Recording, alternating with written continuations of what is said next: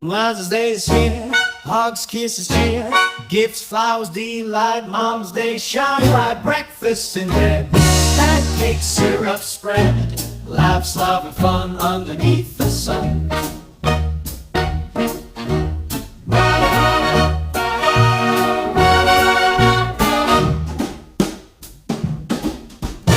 Breakfast in bed, pancakes, syrup spread, lots of love and fun underneath the sun.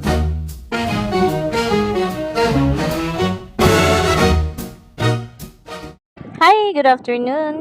Happy Mother's Day to all mama out there. Kadarating lang ni Mister, galing siya sa Pure Gold Star Mall kasi bumili siya ng mga kakailanganin para sa spaghetti at saka sa homemade pizza. Dahil Mother's Day today, mag-prepare lang kami ng something special. Simplihan lang natin, magluluto lang si Honey Bunch ng spaghetti. Si Bajoy naman, fried chicken yung nakatoka sa kanya. Tapos ako, gagawa ako ng homemade pizza. Sa hayan, sinimulan na namin si Honey Bunch na ayos na yun sa hotdog para sa kanyang spaghetti. And then ito naman si Bobby, hinuhugasan na niya yung mga chicken para sa kanyang chicken joy. Kanina umaga, after ng breakfast, niyayaya talaga ako ni Honey na lumabas. Kami daw yung bumili sa Star Mall. Kaya lang talagang ang init at ayokong umalis ng bahay. Kaya sabi ko sa kanya, siya na lang kasi marami akong gagawin, maglilinis ako ng bahay.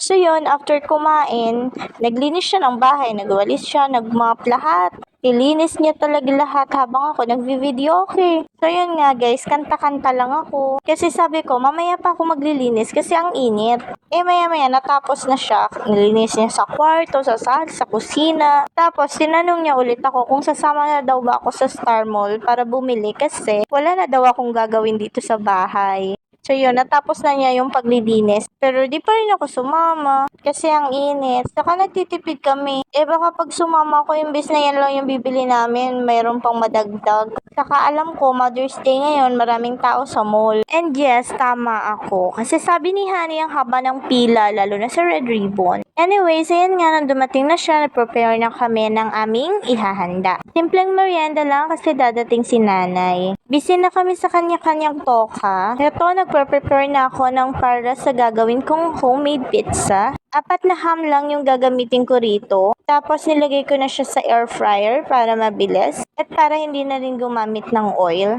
Pagkatapos ay sabay-sabay ko na yung hiniwa ng pa-square. Si Bajoy naman iniintindi niya na ang kanyang chicken joy. Nilagyan niya na yun ng breadings. Ang ginamit niya doon ay Tasty Boy na garlic flavor. Tapos nilagyan niya ng isang egg para crispy talaga yung kanyang fried chicken. Dito sa homemade pizza ko, gagamit ako ng quick melt habang nagpe-prepare ako ng para sa homemade pizza. Si Bajoy naman ay nagsisimula ng magprito ng kanyang fried chicken. Si Honey Bunch naman natapos niya nang lutuin yung kanyang pasta. Kaya ito, sinimulan niya nang gumawa ng kanyang spaghetti sauce. Napakasarap nga magluto ng spaghetti ni Honey. Sobrang creamy niya. Hindi maasim, hindi matamis. Sakto lang talaga ang sarap.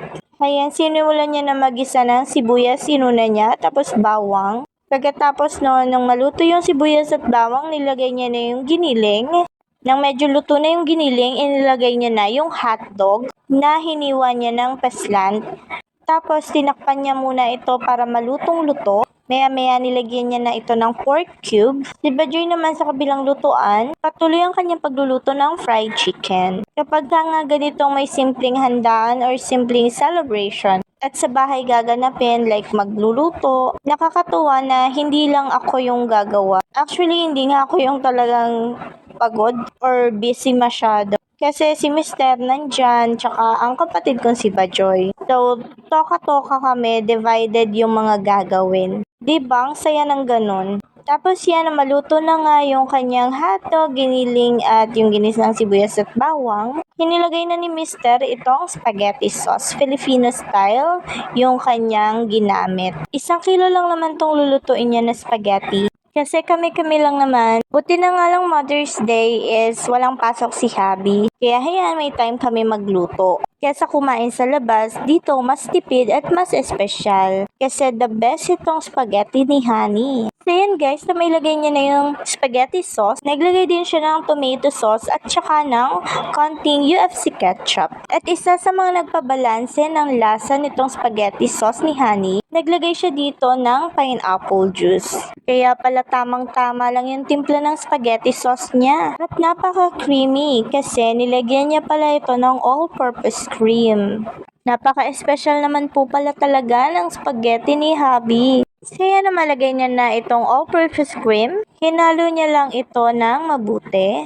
O diba, napaka-creamy ng sauce. Sa kabilang lutuan naman, makikita nyo na tapos nang magluto ng fried chicken si Bajoy. Malapit na nga rin matapos magluto si Hubby nitong spaghetti sauce niya. Tapos ako yung pinakahuli na gagawa ng homemade pizza. Kasi masarap kung medyo mainit-init pa yon. Lahat na nga, kaya cheesy, sobrang cheesy ng kanyang spaghetti sauce. Nilagyan ni Honey Bunch ito ng queso de bola. O diba, simpleng espesyal. Tapos na magluto si Bajoy at si Honey, it's my turn. Gagawa na ako ng homemade pizza. Sa pizza na gagawin ko, gagamit ako ng quick and easy sweet pizza sauce. Tapos sa mga ilalagay ko dun sa pizza, meron itong ham, green bell pepper, white onion, pineapple, at syempre yung quick melt na cheese.